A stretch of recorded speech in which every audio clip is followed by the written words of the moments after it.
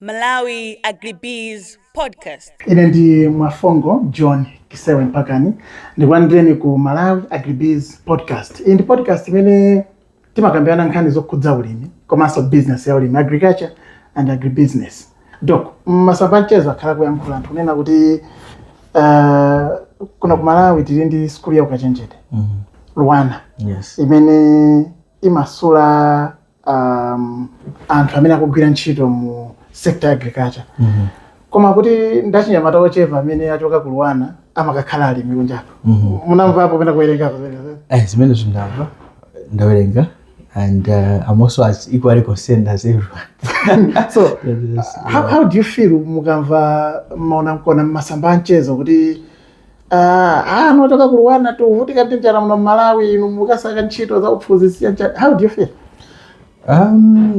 Okay, ndimaona kuti pali zinthu zingapo. Yes. One, disconnect between anthu amene timachita produce kunoko ndi information imene imapita kunjako. Okay. Tikudziwa inde kuti kukhala vuto and you are producing ma graduates, anthu ali samaona kuti ndi vuto ndi ma graduates. Koma no chimene timadziwa chona kuti ma graduates aku LUANAR samakalima minda mwa anthu. I like that. Chimavenga ndi chipongwe choncho.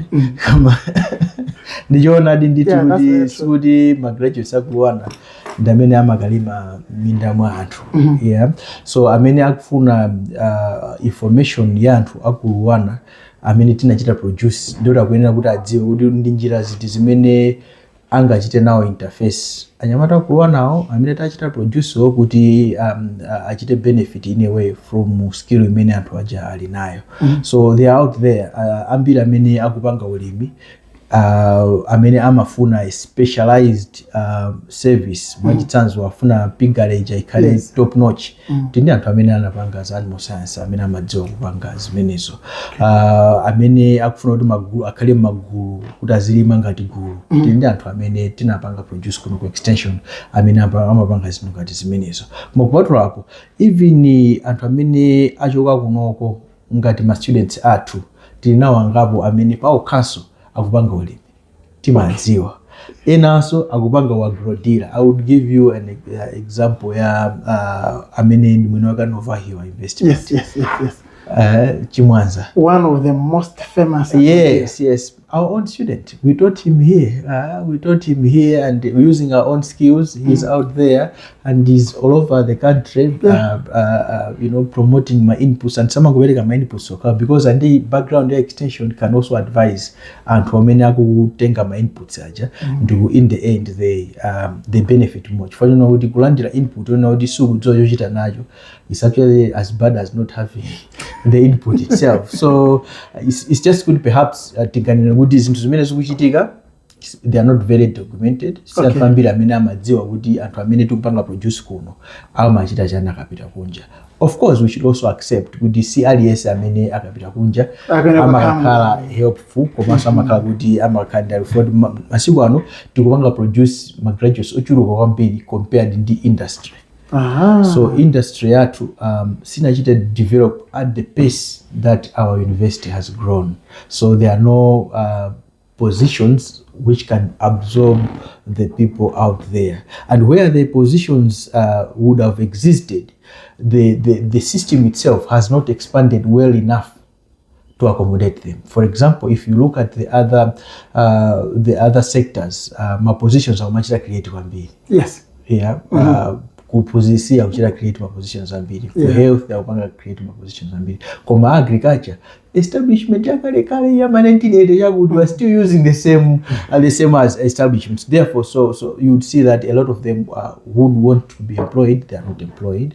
Koma ena amene akanati mwina akanachita ulimi paoka ena mwayi sakupanga mwina chifukwa malondo ochepa pena capital pena ndipenda koma sikuti skill ali nayo. The same people amapita ku Israel amakalima bwino bwino sunzambako kuti student wa ku LUANAR wakanika kupanga ulimi ku Israel amakapanga ndithule ulimi mwa ukadaulo. And every year Israel is looking for people from LUANAR to do farming in Israel. So if they can do farming in Israel, where can they fail to do farming? Yes, yeah. So I'm Paul Fatch. I'm a senior lecturer in extension and rural development here at LUANAR, but I'm also the head of the extension department for LUANAR. Because it's just an administrative position. My real position is senior lecturer in extension and rural development. Ndakutengerani ku Lilongwe University of Agriculture and Natural Resources LUANAR. Imene inatsegulidwa mu chaka cha 1967 munkaidziwa ndi dzina loti Bunda. Koma mu chaka cha 2012 inasinthidwa dzina kukhala Lilongwe University of Agriculture and Natural Resources. Leo tikucheza ndi Dr. Paul Fatch. Ndofuna mina mutango ifotokoza pang'ono. Tikamati department ya extension. Ndi chani kwenikweni? Pachichewa timati ulangizi. Ndi department ya ulangizi. Ndi nthambi ya Lilongwe University of Agriculture and Natural Resources LUANAR komanso Faculty of Development Studies imene ili ngati gawo la university imene mapanga za chitukuko mu Malawi. Ni njira imodzi yopangira chitukuko ndi ulangizi. Tikamanena za ulangizi tikunena gulu la anthu limene limathandiza anthu ena kuti azithandiza okha pa ulimi. So timapereka uphungu upangiri kwa anthu komanso pena kuwaphunzitsa komanso kugwira nawo ntchito limodzi kupeza njira zothanirana ndi mavuto amene anthu amakumana nawo mu ulimi komanso mu chitukuko cha dziko. So zimene timachita tili ndi ma degree amene timapanga offer ku department kuno, bachelor's degree, master's degree, ndi PhD. So bachelor's degree in agricultural extension, master's degree in extension innovation and development, and PhD in extension innovation and development. So those are the core zimene za schools zimene timachita ngati core business yathu ngati department is to train people to produce the graduates in those three main programs amene tukupanga offer. Apart from that timapanga so research. Because mu zaulangizi za chitukuko ifeyo ndithu anthu amene timapanga kafukufuku ameneyo komanso timapanga maconsultancy in the same areas. So if you want to do a policy, you want to set up an extension organization, you want to evaluate, extension department does that. And finally we also do outreach on the same wood. So apart from kuchira producer and utazipanga ulangizi ifenso ka department timapanga so ulangizi chifukwa timene kupanga practices zimene timaphunzitsa amati pachingerezi practice what you preach. So we do that as well. Kuchokera 2012 pamene LUANAR inachoka kubunda kukhala LUANAR. Pali innovations ena aliwonse ku extension department amene mutha kuuza mthu pa Malawi kuti kuchoka 2012 fika leroli tabwera ndi innovations awawa amene athandizira chitukuko cha ulimi mu Malawi. Okay, so ngati department timanoti we are a service department. Okay, which means kuti patoka mwachisanzo sitinga bwerese mbewu ya chilendo patoka pazimene zimakhala ku crops department. Sitinga panga machine anyuwani toka ngati department pazimene ndi yaku engineering department. Koma njira zasopano zopangira ulangizi de zimene zandani nzaife timapanga komanso kupatulapo ma students athu akamapanga research yawo amatanso kupanga ma technology. Not ife koma students athu as a solution kumavuto amene ali on the ground. So tikazitenga from that angle, then we have so many innovations that we produce as a department. Kuli mwachisanzo ma platform angapo, ma AI tools, ma websites, zimene ma students athu amapanga produce. And apart from that, we also work in ma departments ena. Chifukwa ngati kunena kuti ma department ena amapanga zindezi samapanga okha, amapanga limodzi ndife. Mwachisanzo kuli ku crops department kuli mbewu zingapo zimene akhala kupanga produce. Mwachisanzo kuli nyemba amati kalima. Kuli nyemba dziko lino Malawi timanena za nyemba za kalima. Aliyense anazijapo nyemba zimene zati mawanga choncho zachuka kwambiri zilipena pali pose mina zimachudwa ndi consent chifuna kuti consent reso ndamene amarana amazipanga disseminate kwina zimachudwa ndi dzina lina koma ndi yoti zinapanga produce kuno kubunda koma crop science anapanga the biological aspects zipanga adapt kuti zikhale kuti ndi nyumba zovomezana kumala koma extension inaliponso pamenepo chifukwa chonena kuti chikamapita ku field chimapita ndi extension.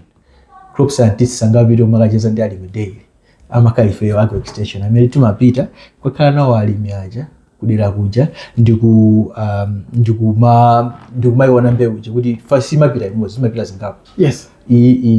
The process yochita kuti tisankhepo iti amakhala extension amene timapanga iyi chifanira kuti mwachisanzo imakula sanga iyi inivuta matenda awa iyi imachita kupsa iyi suzi wake sukoma iyi sitani imene imakhala no extension. So you would think that extension is not producing koma actually technology iliyonse imene imachoka kuno kuwana kandi biotechnology new it's still extension that is there to interface with the farming community to get the perceptions from the people and then to get recommendations that can really you are sure kuti chinthu chichidi ndikacha yakuno ku Malawi ndichoyenera komanso ndi resource endowment yali muno ku Malawi ndichoyenera kuti chizikhalapo on the ground.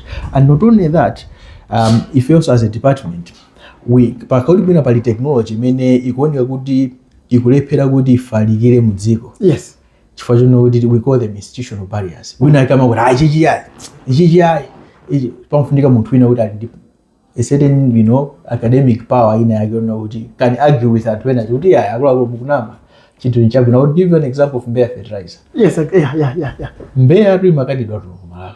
Ndinamva ndi choncho kunena kuti maiko ena ngati Zambia, Mozambique anamba kuigwisa ntchito koma kuno ku Malawi imakadidwa kuno ku Malawi amakana sindifuna kuti ndichite ngati matama kuti zinatere koma nkhani ndinoona kuti imakanidwa anthu a science amene kuti ichi chisuzwa nitrogen content siluzwa chakuti.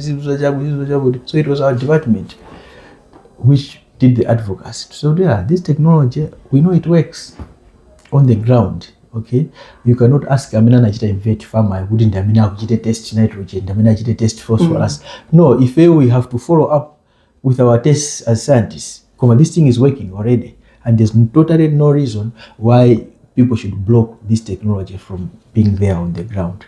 And in the end the government accepted. But I think you are right. Let us allow alangiza mu Malawi kuti azipanga promote because at that point alangiza makanizidwa kuti iziza ngamagwira ntchito yeah. So we had to fight, not necessarily fight but to advocate. To say, of course you can't advocate without fighting. So we had to advocate. So no tsanamizane ndamene akachite ma analysis we know this thing works, it helps the health of the soil. Mukaika Mbeya ndiye kuti pamalo pacho mapeza nyonkolosi zilimo zambiri mudoti muja which means soil health is improving. Mutona tinkono pena muona is the color of the soil kusita. So musamembezo kuti mulimi ndamene akupangireni chinthu chitu akupangira na lies for the ndamene anachita produce. No way. So we help to break institutional barriers that block workable technologies from working in the country. So to us we take it as a very important role that we have to do because ngatalimi akukanika kuchita access chinthu chimene chikanathandiza, we should all be concerned and extension is the first one to say no, let's do something about it. Chilipo chimene department ya ulangizi ikupanga kuno ku school ya ukachenjede kuti ulangizi umene kuperekedwa pakati pano ukhala kugwirizana ndi mene dziko likuyendera. Department yathu ndiyosiyana ndi ma department ena monga mukudziwa za ulangizi. Yes. So tindiwo chimene timachula kuti supervised extension projects. Okay. Imene ana athu ophunzira kunoko and we have the biggest program. Timakandi at any point 1,600 students. It's more than 10% of the whole LUANAR. Yes. Amakhala students athu. So kuyambira second year amapita ku field kuwapanga watu ko needs assessment. Okay. Kwa alimi lukhala nawo pansi kuti adziwe mavuto awo amene akumana nawo mu ulimi. Zofuna zawo ndi zotani. Okay, and pazimene tichite prioritize vuto lanji. Okay, so second year akapeza ma needs, third year alimba report ya ma needs apanga project limodzi ndi alimi kuti tithane nawo mavuto a motani. Fourth year second semester sawa on class, the whole fourth year second semester amakhala ku field 4 months student watu ali ndi alimi kumudziko mweko kumakapanga ulangizi. Ndi mukatera munthu amene ndo ndikapengati. so kama unamize akudziwa mavuto a mulimi akhoza kuweka limodzi ndi mulimi ndi kupanga zinthu zona kuti zikugwirizana ndi zimene anthu achakufuna right there on the ground. Komanso ndikuganiza kuti ngakhale kutsutsana nawo yes. Traditionally you are doing this koma kuti tikepo science anthu acha ndikumvetsetsana foti wakhala nawo limodzi wapangira limodzi zinthu they stay there sizoti aya zambuku zoka we call it action research. For research ine makawuli mukupita ndi questionnaire mukafunsa kuti inyo pakompano mundiza kazi ngati abambo ndalama mumapeza zingati mumadya chakudya chanji sopano mundiana ngati okay ndi mukulima bwanji ndi kubwera uzangopanga ti magraph pang'ono iya amene tikuonera ulimi wawo sukuyenda funa kuti anthu amene wawa ndosaphunzira kwenikwenera tisanamizane isono mwaphunzisa kuti anthu simaphunzisa pangani zinthu zikugwiriza ndi zimene zikuchitika on the ground. So it's not extractive research, what we do is action research. So ndiona kuti they find the problem osati abwere ndikupanga recommend kuti amene ndikuonera boma lithandiza anthu iwe wemipita ukathane ndi vuto go and address the problem osati uchire recommend kwa munthu ina to address the problem. Go and address the problem and tell us have you sorted it. You get a degree when you've solved the problem with the farmers. But unapanga solve you go again the next year so that you solve the problem. If you are not convinced the problem has been solved, you will not get your degree. So that's what we would say.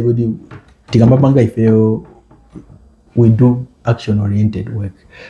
People should go on the ground, solve real problems. No.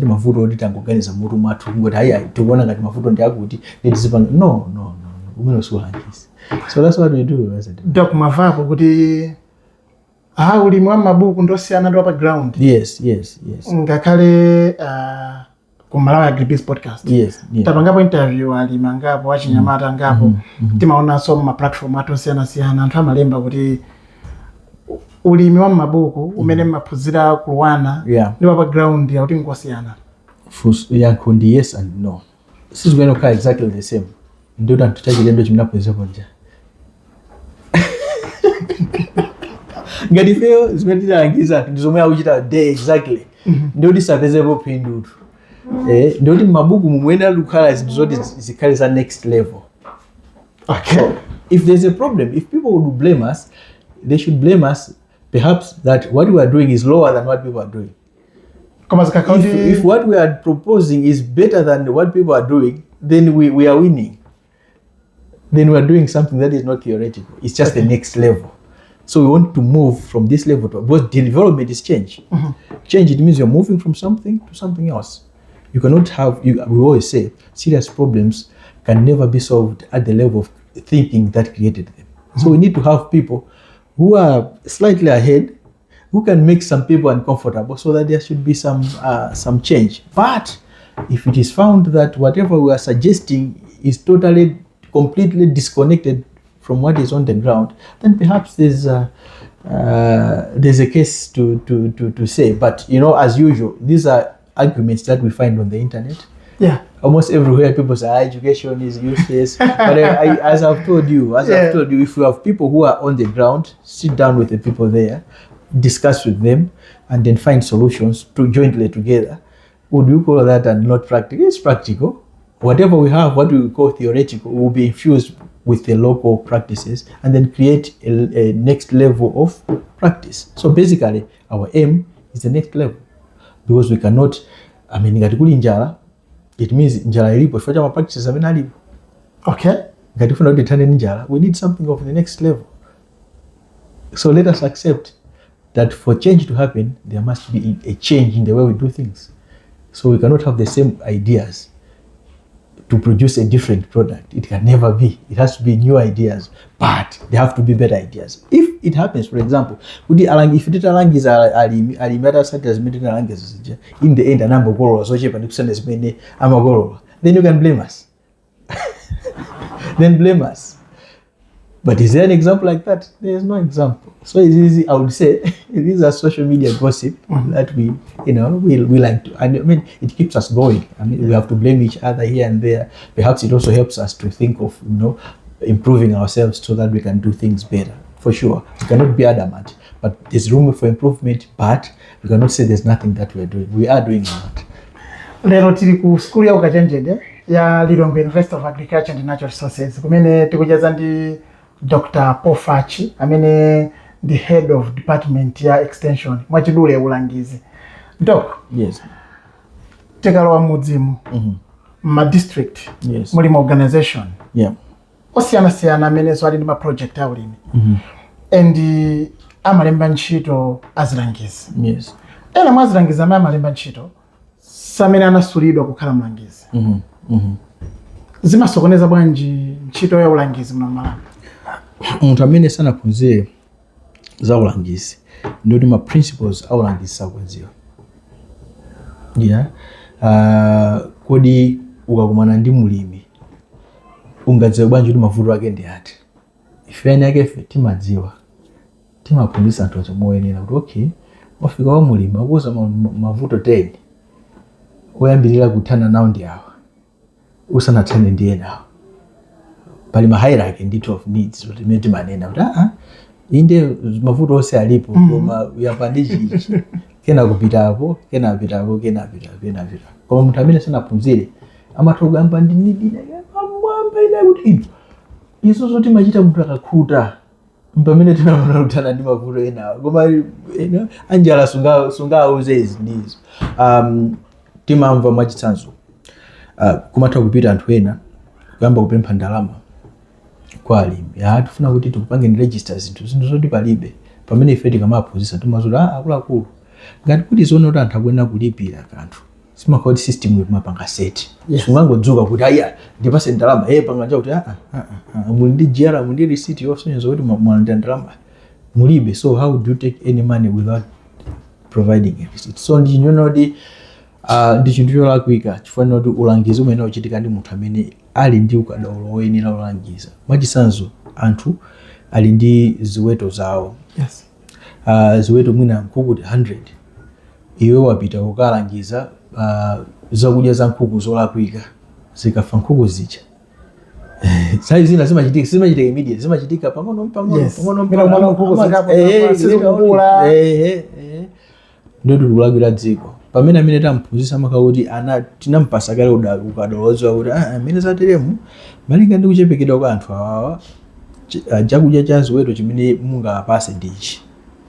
Pamene afika apa apase ni chantundu apa zofunika ndi izizi. So zimene zoti amakhala kuti anthu athu ali akudziwa nkale akakumana ndi mulimi chamadziwa kuti kodi tikati kulemekeza mulimi ndikutani timatani mmudzi tilowe bwanji ticheze bwanji afumu timayankhula nawo bwanji. Sungangofika kuti basa ndafika ndakumana ndi alimi khala ndi mkalabu community entry chatimakhala kuti ife tilaphunzitsa kugudula. Sungangofika kuti basi mungopeza munthu matere mawa muzathamangisidwa ndi chikwapo. Zichatimaonazi kuti munthu avala ka skin jean kagogo. Yes. Dinda ali musa. Ife timauza akuluakulu isi ntchito chabe mbali naso ndotumikiso mbali naso nduti umafika kuti uzilemekezeso wekha kuti ntchito ija ikamagwirika pasakale china chilichonse chosokoneza ntchito imene ukugwira. So ndi chinthu choti ndi cholakwika ndipo kunali kukanakhala kwabwinana kakuti mwina district ina iliyonse ikhale ndi ma service charter onena kuti kuno mbuto munthu abwere kuzakhala mlangizi tuyembekeza kuti anaphunzira izi ndi izi ndipo masukulu ake awa sitikunena kuti ikhale bunda yokha. Sitikunena kuti ikhale bunda yokha koma kulikonse kumene apite munthu tikhale kuti tikudziwa dziko likudziwa kuti kumene kodi kumachoka mlangizi weniweni. Timamva kuti komanso timaona munthu sangangodzuka lero likukhala wa malamulo kaya lawyer. Yes. Timamva kuti sizingatheke munthu kukhala wachipatala asanapite ku school. Koma timaona kuti kulangiziwa ulimiko ndiko zonera kuti ngati kachipwirikiti pang'ono. Chimene tinganena kuti chipwirikiti chonena kuti kuyamba ngakhale ulimi umene palibe pamene timanena kuti akuyenera kukhala hotere. Komanso chipwirikiti ichi chikubwera chifukwa chonena kuti anthu amaotenga ulangiziwu ngati mwina kuti ngati sikumvera palibe cholakwika chimene tingatani chingachitike. Ndi vuto limabwera pamene kuti ndoti zili m'manja mwa munthu kuti amvere umatani olo asamvere. Chifukwa mwachitsanzo kuchipatala ngati sumvera zimene adokotala akulangiza ufa ndithu. Ukapita ku koti ngati okuyimirirayo sachita ma arguments olongosoka kuno bwino umangidwa nditupita ku maolo ako ukakhala kumene kucha pamene ulangizi anthu amaona ngati chifukwa ndikulakwisa nditi ndine kuti ndifuna ndichitepo correct pene amaona ngati samvera zimene agwirizana ndi alangizi siziyenda koma kuti muonesese ngati kumale kuno kuli njala ndikadira ndosamvera alangizi moti njala imene tikuvutika nayo iyi suti ndi zimene anthu amayankhula kwambiri ndinkhaniona kuti ngati tasokoneza ulangizi vuto lake effect imaoneka pang'ono sinsikula mwachisanzo mwakolola mabagi 20 mwakolola mabagi 30 zimaona ngati azili kuno bwino vuto ni mvula vuto ndi chani vuto ndi chakuti yes koma njala imene mwachita create apapa mmaona ngati ndi chakudya mwina mwachepeseka jedwe anamba sakutalika amene akuyenera kutalikira mmaona ngati mulibe vuto kumadikira and we are creating another generation of people who are malnourished ana amene zikulika madzakanika pamawa zoti vuto linalo langizi sizimaoneka pamene kakatuloya walakwisa kanthu amangidwa akadulwa mutu atazionera straight away koma papa I tell people that if you kill extension you have created a slow genocide. Okay, it's a genocide but it's slow. It will kill a lot of people but very slowly and you can imagine kuti munthu azimupha pang'ono amva wow and kwa amene tikumana nawo kani yake ndikuti tinachita ignore ulangizi tinaona kuti every Jim and Jack can just wake up and say I ndine mlangizi and the like. So in the end they will not go for the best technology and actually a lot of ulangizi umene ulipo is not ulangizi, it's marketing. So ulangizi what they're doing is marketing. Kuli chemical yakuti so people should use this chemical. Kuli fertilizer wakuti people should use, they're just marketing products that are already there. Osati ulangizi. Pamene ulangizi usana muweze kuti pofunika chemical you have to tell the person the principles. Kuti mankhwala wawa timagwisa choncho hotel ubwino wake umakhala hotel kuipa kwake kumakhala hotel. Okay mukathira mwachisanzo herbicide dziwani kuti denje simukamtola hapo mundamo. So if we are not marketers, we are advisors. So we tell both sides. Munthu apanga decide akudziwa chimene akuyenera kuchita. Ukapita kwa munthu mwachisanzo kugulisa mbewu, ulangizi umene akuuza ndo ugule mbewu yakeyo. Yeah. Zakuyipa kwa mbewu lesafuza. Kwa mlangizi weni akuuza akulu. Iyi ndi mbewu ndi yabwino koma kuli mbewu zinaso. Kuliso mbewu. Nzija ndikunena kuti it's a slow genocide. Chifukwa chonena kuti tanakhala kuti tikuvomeza ulangizi. Imakhala it's a liberalized information provision. Sizoona kuti I'm tied to only one product. No. I have to create a level playing field. Kuti munthu mulimu chakamapanga chisankho kuti ineyo ndiza mbewu iyi akudziwa zonse kuno bwino sina mpanga ngati kuti akumuchita hoodwinking kungomuchenjerera kuti basi in the end utenga ichi. Slowly tamupasa process mbuna ndi paikaso akasala. I mentioned payambirira kuti we help people to help themselves. Ngati mamusiyira ma principles mtuchi, even if you are not there tomorrow asachita decide mulondola chifuna kuti akudziwa na ma principle akapita kwakumana ndi for example agrodealer akafusa mafuso oyenera manduza bwino wake kama sono kuipa kwake nkurani chinthu chimatenga masiku angati pali munda umene madzala mbewu imene fala malamulo kuno kumala unono ngati ukugulisa mbewu ukhaleni malo amene ukulima chinthu chicha anthu achione. Yeah. So ngati tampuzisa mlimi ndio akudziwa kuti akapita kwa agrodealer akamfusa okay chimene mukugulisa chimalima pati ndichione mbewu yake imaoneka bwanji. So kuchita ignore ulangizi kulolela kuti wina lese azingopanga ulangizi ndi vuto lalikulu ndipo we are feeling the pinch now. We are feeling the pinch but unfortunately because it's a slow process anthu amangona no vuto ndili vuto la ulangizi lalikulu kwambiri. Tibere kunkhani ya kafukufuku. Yes. Kupanga kafukufuku kapena research. Yes. Ndiyofunikira bwanji pa ulimi? Kafukufuku amathandiza ndipo ndofunikira chifukwa kuti mudziwe kuti mavuto alipo ndi ati zimatenga kafukufuku. Ndikupasa ni chisanzo. Ine mene mapanga master's degree ndinapanga ya za mbewu zimanena kuti kunja kuti ndi mbewu za nyemba zimene machita producer ndisazidziwa ati ndi BCB1 BCB2 bunda timanena bunda bean chakuti. Okay, so we have mbewu ngati zimene. So ndikupanga kafukufuku nthawi imeneyo ndikanthawi ndithu of course. Ndinapita kumadera kwina kumene amanena kuti mbewu zathu za nyemba sizikuchita bwino chifukwa cha amali chisanu. Anthu akamanena vuto ndi chisanu, vuto ndi chisanu, andimapeza kuti munda uja nyemba zonse zatani zatha. So ndinakana kuti so the extension C crops, so extensions imakhala kuti you start from mavuto amene akumana ndi anthu. So ndinazapita later on ndi khaso kuti mbewu inali pati ya nyemba inali apa tende kumbewu pansi paja ndimakapeza kuti pali what we call bean stem maggots zimene zimadula pansi paja timazangoona later on nyemba yauma. Later on it becomes what we call bean flies. Ngati tinchenche chonse zingowuluka koma actually zinachokera kuma bean stem maggots amene amakhala pansi paja amakala. So that was I did that kudedza kukota kuno kulilongwe kumaso kumulanje.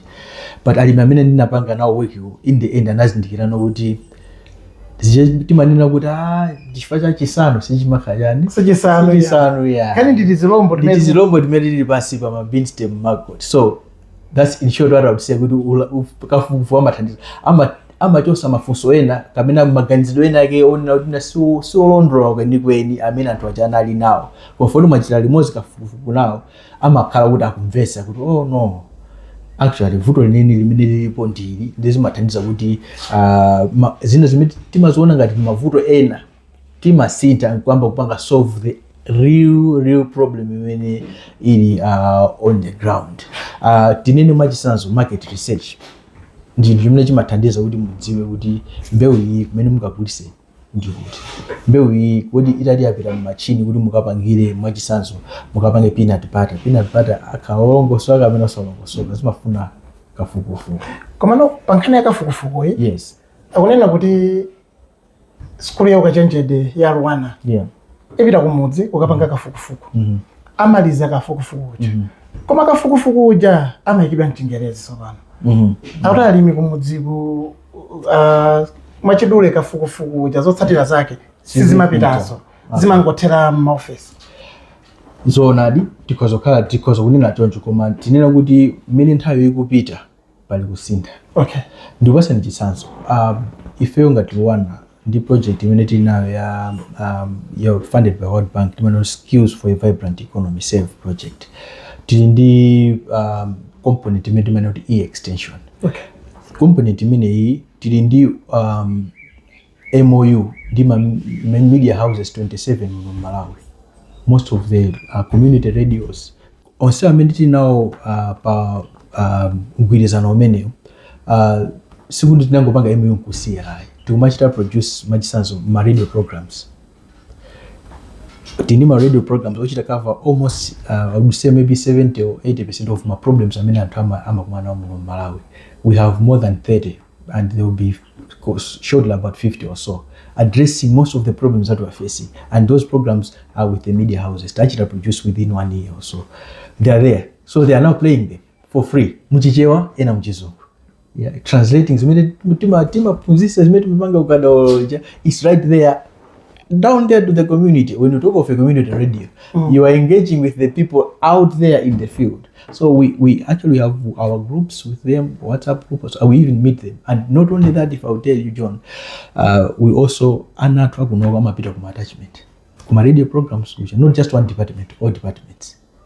Kuma radio stations, kuma media houses, they go there to do, so whatever they learn, they translate it into the local language and they air it to the people. It even goes masamba au anchezo ama platforms aja. And panopa we are going now to another level of producing my videos that will also disseminate through the media houses. So as I've said, ndizoona tikuzonena kuti mwina muntaya kumbuyo mwina sitima chita engage mokwanira kuchita so produce into a level that uzipanga. And by the way, if I would say LUANAR now has a radio station. We have LUANAR FM and we have 2 radio stations. We have LUANAR FM, this on the Bunda community radio. Okay. So we have Bunda, it's for 25 kilometer radius. Yeah. And but the LUANAR is a whole the whole Malawi. So whatever we are doing, I mean, we're ikatupanga interface ndidziko lino tikuenda kupanga at the level yonoti tikhoza kumamvana, and these are the things now that are now forcing us as a university to ensure that chicho semedi nacho tuchipanga repackage into a way, into a form and a situation that is usable from the level of the farmers on the ground. So yeah, I would say it's work in progress, but we can say there are considerable strides that we are making to ensure that we are making ourselves relevant. Because much as we are speaking in English everything, and yet people don't know English, then actually we're speaking to ourselves. We can get our promotions, but it does not help the farmer in any way. But we're doing something about it. We are producing things that are helpful to the communities on the ground. Kukakhala kubomako. Yes. Kunduna malimidwe. Yeah. Zinthu zikusintha tsiku ndi tsiku. Yeah. Ndikupasani mwachisanzo kuti kale timaona alangiza mayendera. Yeah. Panjinga ya moto amatendera mmodzi. Panopa zinasintha. Approach inasintha. Mulimi ndi amene amafuna mlangizi. Pamene pali akufunikira athandizidwe pena pali. Yeah. Pamene kale mlangizi amangoyenda basi. Kungokucha lero kuti ndiyendera mmodzi. Yes, yes. Now, kusintha kumene kukuchitika kunduna. Inunso mukusintha kuti mugwirizane ndi mmene ntchito ikugwiridwira kunduna chifukwa anthu amene mukuapanga produce kunoko, alangiza amene mukuaphika kunoko akatuluka kunjako bomaso likualemba ntchito. Okay, so chimene ndinganene chonena kuti imene mukunenayo ndi demand driven extension. Yeah, yakhala ilipo kuyambira chama 2000. Ndipo ndikudziwa kuti ngakhale policy ya extension imachita emphasize on demand driven. Kwa chimene ndingakuze ndifanga ngati university timayenera kukhala, we need to move to the next level. Yes. So ifeyo panopa chimene tikuchita moving to, and we hope later on the ministry will follow through, is to go to the needs based extension, not demand driven. Zikusiyana bwanji zinthu zote zimenezi? Need based is you have to engage kanthu aja sura wena kusatira iwe kuti inenda kumana ndi vuto ili. Chifukwa amene akusatira kuchita zachita demand amakhala anthu ama characteristics osiyana ndi anthu amene sabwera zapanga demand. And wina amene sabwera zapanga demand mwina sunda amene akufunika ulangizi ochuluka kusiyana ndi amene anabwera uja. Okay, so we want more of the need based. As I mentioned, we are doing the supervised extension. They do needs assessment. It's not demand assessment. When they do in their second year, our students, they don't do a demand assessment. They do need assessment. Fortunately, kamaniza ma need timagawa muma pali ma felt needs ni pali ma expressed needs. So sometimes some kupanga express need and expressing that's the demand. Yet they are feeling a certain need. Yeah. So if we just look at only the things that they're expressing, what about the things that they're encountering? Some people can be so oppressed with a problem that they may not even say that I'm facing a problem. So basically what we're saying is, as an extension department, we want to take extension to the next level, to have a situation where we understand the needs much better, the needs of the people. We also prioritize the needs, not necessarily because they have demanded, not because they have demanded. No, work together, because that demand driven, it's not extension, it's not an extension term. That one is an economics term. We need demand and supply. That's economics, that's not extension. Demand and supply is not extension. That is economics. It's full of assumptions. Yeah. No, I'm not downplaying economics. It's very important. It's very good. We need it. Yeah. But that's not the language of extension. In extension, we talk about needs.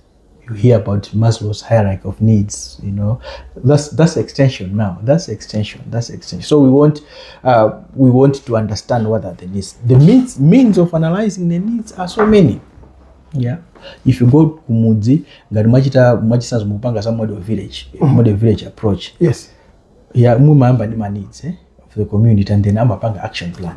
Ndio mlangiza akuyenera kubwera kusachita address action plan amene munachita develop limodzi aja.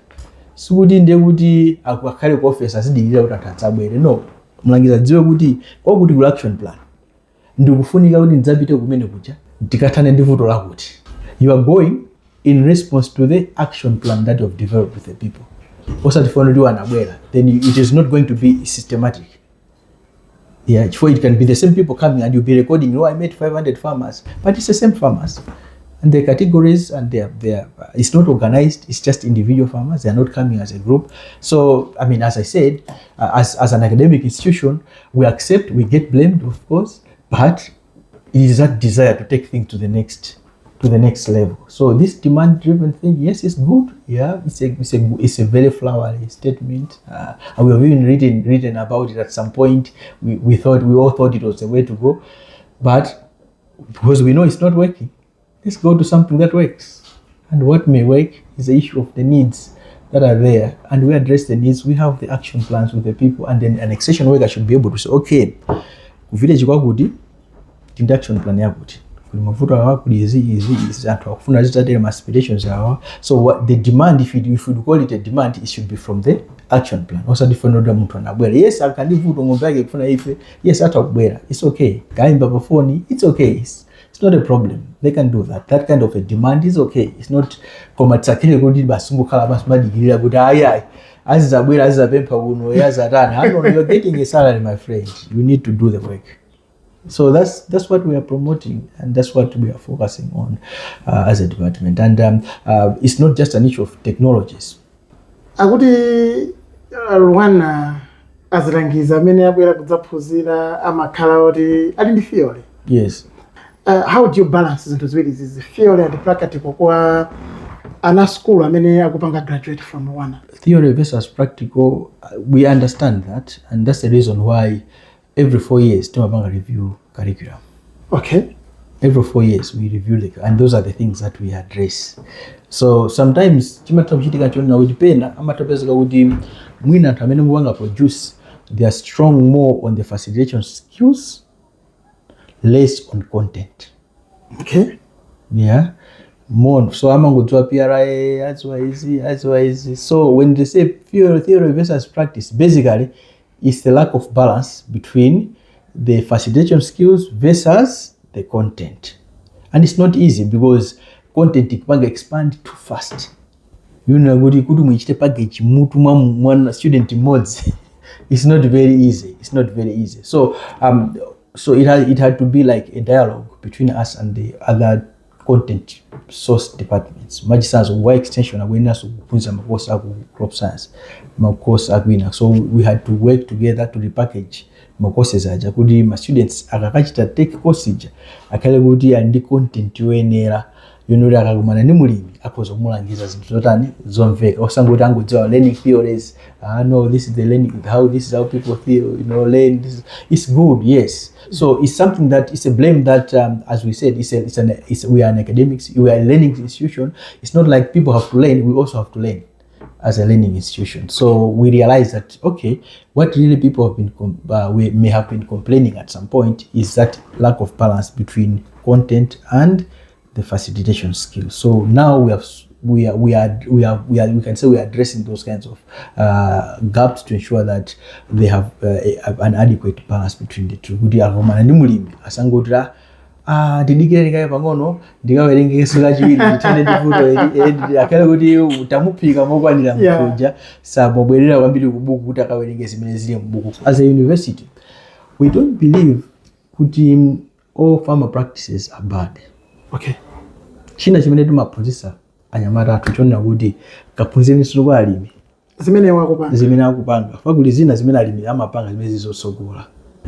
Mukaphunzira mukadza kuti chinthu chotsogola chitengeni chimene chija kaphunzeni ndani alimi ena chifasa alimi onse amene akupanga zimene zonso.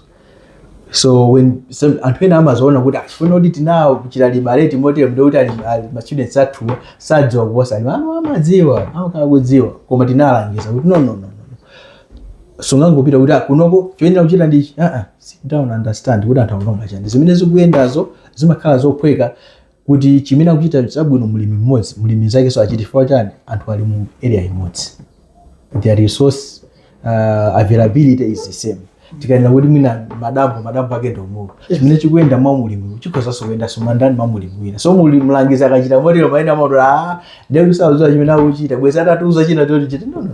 He has to start from where you are.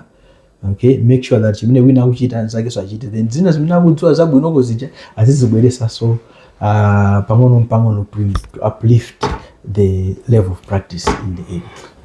Doc, you agree with me kuti achinyamata ambiri aponesa chidwi kunkhani ya ulimi. Yes. Ngati extension department nthambi ya ulangizi chilipo chimene mukuchita kuti awawa achinyamata amene ayamba ulimi koma mwina traditional way of extension iwo sangamvane nayo bwinobwino kuti mwina muyikemo zinthu zina zimene ndachinyamata wazitha kuyankhula bwinobwino chilipo ngati university chimene mukuchita? Tini njira zingapo chinthu chimodzi zimene nanena za extension. Yes. Anthu amene amagwiritsa ntchito kwambiri extension ndi achinyamata famukani za smartphone ndi anyamata. We are encouraging our graduates kuti achite create ma platforms, ma social media platforms and business zona kuti achinyamata anzawo akhoza matani kumachita no interact and pa chinyamata wawo, and then they can now create the kinds of farmers that have a mindset that is for the 21st century, because we are now moving more towards commercialization. There's a difference between agriculture and agribusiness. Yes. Agriculture is a culture. Agribusiness is a business. It's different. It's different. So you need someone who also has that kind of thinking, and then that requires a proper way of interface with them. And the good thing as well is that a lot of our graduates majisanzo amapita ngati ku Israel makaphunzira zinthu akabwera kumene kuja ndi knowledge imene ali nayo ija, they even they have a better skill yopanga yoti atha kuchita engage better with the farmers, and then they work with them to do better. But I should say we can still do better. Okay. I should say we can still do better, because I would tell you, Majisanzo Mboma Mulima Residential Training Center, 25 residential training centers. Of course, 2 of them became community colleges. Naminjiwa in Palombe and Kotakota in Kotakota. Those 2. So we have remained with 23. Those residential training centers can be used through us. Okay. If it is allowable, we can utilize them to be training the youth, the new youth who can be better commercial farmers. We have so many things that people can do that do not require so much land, because one of the problems people face is we don't have land. But Majisans, they can do mushroom farming, yes, broiler production, layer, whatever. Even a lot of the bushes we have, they are good for beekeeping. Yeah, beekeeping for honey production. Those are things that can be done. But for those things to be done, you need to create those kinds of farmers. It should not be you may not produce the farmer that you want. Because one of the problems is that we want commercial farming without commercial farmers. It can't happen.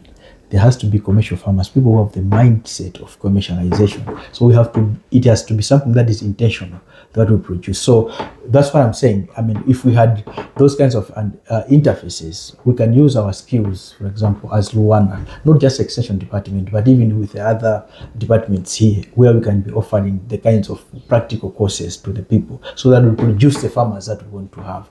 Because what is happening a lot of times is some people get excited, they go into farming. Yeah, I am Baba Gulima. 1-2 years, they're broke. Yeah. They come back with the hands at the back. I say, I posted something just yesterday on Facebook. Yes. Ndinalemba very short. Ilipo nthawi imene munaganiza pozoti aine ulimi sinthu vitireza. Yes. Zimene achinyamata kulemba pamene popo. Yes, that's what I'm telling you. They're just excited. A lot of them are excited. They don't understand the risks that are there. They don't have mitigation measures. And they're excited sometimes with just the prices that they see. They feel like, I can just make this. And then, boom, I harvest something. It doesn't work that way. There's a lot of knowledge. You want to produce it means there's a lot of management of my pest, management of this, management of that, water regime, all those things. You have to create that farmer. So it's important we should take advantage of the interest that the youth have in farming to create the right kind of farmer who knows what is supposed to be done. Because if you're not careful, this excitement will become a frustration. And when they are frustrated, these farmers will not regain them. We are not going to regain them. There will be people who will just be in the streets. They will look for, as Kalan Mise, Mugamba no Malsona Timiala, make my potholes. Yes, those are the people that we're going to create after they have failed farming. Nothing against them. It's a way of getting money, but where we can manage to not create those kinds of people, let's do that. Let's utilize the institutions we have. As head of department ya ulangizi kuno kulwana, kuchokera 1967 kufika 2025 ameti kucheza lero. Are you happy ndi azilangiza amene mapanga produce? I'm happy, but we can do better. I'm happy, There are people who are able to run things, they're able to interface with farmers, but sometimes it's our own philosophies that disturb them. Machisanzo muneza demand driven. Tampisa mnobwino ulangizi kakale kunyumba aza kupeza ali. We have brought in a philosophy that is taking away service from the people. So our people are going, yes, but perhaps we need also to work around the philosophies so that we have the right kind of philosophy in place, so that we enable our people, that the people that we have trained to show out the skills that they have. My policies akupangidwa signal ili wasemno Malawi. My policy ena amene okudza ntchito za ulimi muno Malawi. Muganiza kuti ndikofunikira kuti mina ma policy enawa tisanambe kwapanga implement amene akukudza ulangizi kwa malimidwe. Mwina azibwera kuno kulwana kudzakhala pasi kuti mukambirane muikepo sozeroza. Ndizofunika koma andu ufulu. We are not the holders of the policy. Ngati mwina kuona kuti mwina akudziwa nkali mwina tinaphunzitsa bwino kwambiri. Sakuena uzatifunsa, hayi zabwinonso. Nasi tinaphunzitsa mokwandi. Amene kutere komano we are offering. Okay. Because amadi nzelo uzaika. Anaveka sima madzi. So anthu ena amene mwina amaoneka ngati mwina amakhandika gaziro kosiyana ko pang'ono mwina ukapasa mpata kwamvera ko pang'ono kuti kuda kuti bwanji pena zimatha kuthandiza kuti we always say in carpentry we measure twice, we cut once. So let's sit down with those who have seen a few more things. Timaendera alimi athu my students and ngati panopo tindi ma students on the ground 420 extension. Okay. Akumaliza ma supervised extension project wide considering we're getting experiences. We're getting what works and what does not work. But if we don't have any platform where we can say zina zimendo upangazi sizo wangu so bwanji trasintha kwa abandi apa we may not improve things. So in here, if I would request is would maybe I did mandate opanga my policies. I think maybe let them also take time to sit down with the people who also interface with the people. Maybe we have another eye. We may not say everything that is right, but perhaps the other side of the story helps to think twice before you do anything. Mapanga produce as Langiz. Yes. From 1967. Yes. Koma kunja kukuli njala. Vuto ndi chani? Dziko lino linadala. Tindi malo ambiri land, so much land, and we also have the sunshine. With the sunshine, it is possible to produce throughout the year. If we had, for example, solar powered irrigation, almost malo ambiri mu Malawi ndoti kutakulima pokanthu ndikudzala ndikuona pokanthu.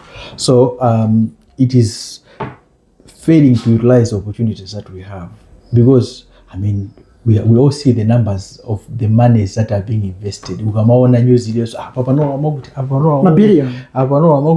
amakuti zina kauri mwina ndalama zimene zija zimapangidwa mu investing zimene zingathandize kwenikweni mwina kwezi ziziko bwino. So wachisanzo titakhala kuti in honesty, not out of politics. Yes. Out of honesty kuti funa dithandize dziko lathu lino, we have agreed kuti we are going to subsidize maybe 30%, just 30% of the farmers. Yes, of those 30% of the farmers, we are going to drill borehole pamunda pawo imene uli pafupi ndi nyumba, akhala ndi tanki, akhala ndi madzi, aliyense akhale maybe with 1 acre imene akuyipanga irrigate, and they are producing throughout the year. Obviously, I tell you, we will be saying something different because we have several cycles, and even the soil that you have there is being active throughout the year, and the soil health each time improve more fulumira. Vuto lina limene tinganena kuti linalo ndiona kuti dziko lino ndi manena ngakhale zimaoneka dziko kawiri ndiona kuti dziko lino gawo lalikulu lili mkati mwa Mozambique. Okay. Yeah. Mozambique ku amalima chinangwa, amadya chinangwa. Ife timakakamira chimanga. Timakakamira chimanga. Titakhala kuti talowa mbali ina yachina chinangwa. Mugaiza kuti tingalepera mapesa chakudya kuziko sitinakanike. Chinangwa inde chindi mavuto kutende chimakani matenda is easier to manage than mvula. It's easier to manage matenda than to manage mvula. Koma chimangachi tikudziwa kuti kuno ku Malawi malo ambiri kuno ku Malawi sungadzade chimanga opanda kuthira fertilizer. Fertilizer ayo panopo tikudziwa kuti industry ya fertilizer panopo is now controlling agriculture. They can raise the price anytime they want. Okay. We are just saying aboma lipange subsidize komano iwo wangu kweza bentengo. Subsidize akavodo subsidy akweza sontengo kachingapo. Akwezanso because they know good fail we are so much dependent on fertilizer. But the reason we are dependent on fertilizer is because we have prioritized maize. If we did not prioritize maize and we accepted good mwachitsanzo kondole ndi chakudya.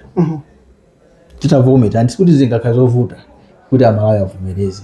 Chimanga chitu kunalibe kuno ku Malawi. Chinabwera 400 years ago. Anthu ankaja nchewere ndi mapira. Jimena manja andicheka kuti kudzala nchewere ndi mapira. Sibweso kuti ndi njala mdziko muno. Chifukwa chani? Chimanga chikangoti chavutika ndi mvula ndayo nakuti chikupanga tasero chafera pompo. Pamene mapira amachita regrow, amazapanga kashuti kena uku, abereka uku. You know, we know that and we all know that. But we have politicized maize. It has become a political crop.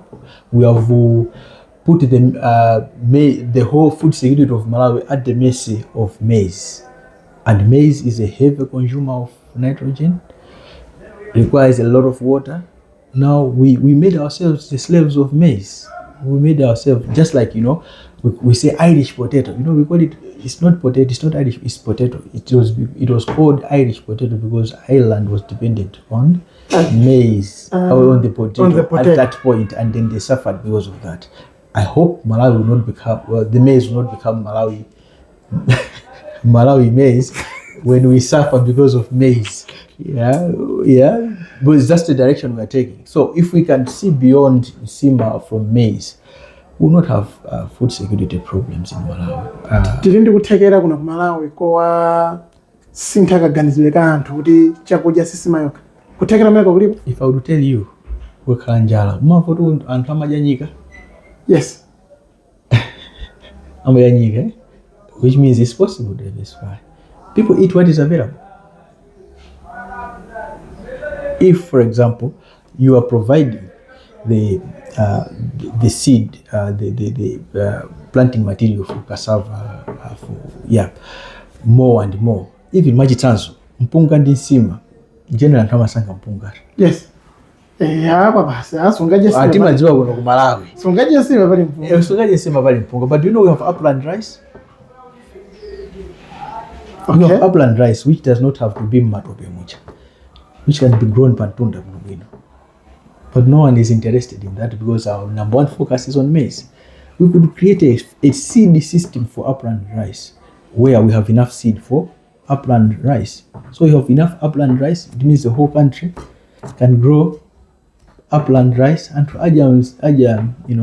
aja mpunga mnobino, dziko lino magia mpunga. I know people will enjoy it. People like in Malawi, people like mpunga. Because mpunga, you can eat it in so many ways, unlike chimanga. Because tikapita ngati maboma ngati Kalonga. Yes. Zakudya zawo ndizosiyana mina ndi maboma ena. True. Atakudya nthochi ndi ndiwo. Yes. Ndikugona. Yes. It's an issue of availability. You do it several times, you get used to it. I mean, when many muna azanthojizo, majisanso they have plantain, matoke acha, whatever. Those are perennial crops. Perennial crops, sizivuta. Wazinzala. Umangubira wajita harvest. You just manage the pest, the diseases, the what. Then you are there, and they are most. Mayuko amene amadalira chakudya chama perennial crops, amakamo food secure. Because the things are just there seated. You just go and pluck, you eat, you pluck, you eat, you pluck, you eat, you pluck, you eat. As simple as that. But we decided to use these. They are faster growing, yes, but they're easy also to disappear, and they're too demanding for us. So the problems are farming system problems, which we as a university, some of us as a department, we know where the problems are. I think we need a platform where the little useless ideas we have can influence. Kulima gulali yes. Mwina yena ali ndi chidwi kuti komatu ife ulimi umene upangawo mwina ticha kupita kulwana kuti tikathandizidwe pamadera achinyamata ali m'magulu ifetu mmene tinamvera Dr. Fatch akulongosola mwina LUANAR itatithandizako mu njira izi moyo umene ulipo. Actually timakhala ma science week LUANAR timatsegula. Actually I've just forgotten the date, but we have there's already an advert calling for a science week, so we open the whole LUANAR that people can come and then we interact. What service do you want from us? So they come, and unfortunately the science week, mostly the ones who come, they're talking about secondary school. The only reason they come is to see how can they apply to come to study here at LUANAR. But basically it's an open thing that everyone, including the farmers, can be coming, and then we can now interface and see what service we can provide to them so that they can do farming better. Mwina kukandi maomaliza pamene tikupita mapeta. Maomaliza ndionera kuti dziko lino kuti litukuke tikuyenera kuvomereza kuti ma college amene tinapanga ndipo timapanga fund kuti azipanga land akhozaso kukhala ndi nzeru zina pang'ono pokha zimene zingathandize dziko lathu. Tichivomere, ngati tichivomera hayi ndithu anthu ena azikhala kuti akuona kuti apalivuto unongoti poti tilibe mpata izi zikhala amene zikhalire, koma tikapereka mpata kwa anthu onse amene tinalo dziko lino amene talolera kuti akhale ma lectures athu nawonso azichita participate mu zinthuzi. Ndikuganiza kuti pena pake my ideas ambali ine akaganizidweko apezeka zikatero. Anyway, if they don't make sense, it's okay, but at least we should hear. And things will work in this country. We love our country, we love Malawi, and we're ready to ensure that we contribute to a better Malawi. Thank you. Ndathokoza kuti munatilola kuti tibwere mwina tidzacheze ziwiri zitatu zokhudza ulangizi kuno Malawi. Ndimene temalizira Malawi Agribees podcast. Lero tinali kuno ku school ya ukachenjede ya LUANAR imene kumbuyoko inkatchedwa kuti Bunda College, koma kuchokera mu chaka cha 2012 mu July kufikira lero ndi Lilongwe University of Agriculture and Natural Resources. Tamva kuti ulangizi umayenda motani. Ndikupira kuti pali zambiri zimene tinakambirana, koma chifukwa cha nthawi tsiku lina tidzabwereso. Ine ndi Mwafongo John Kisewe Mpakani. Tikumane next week. Malawi Agribees podcast.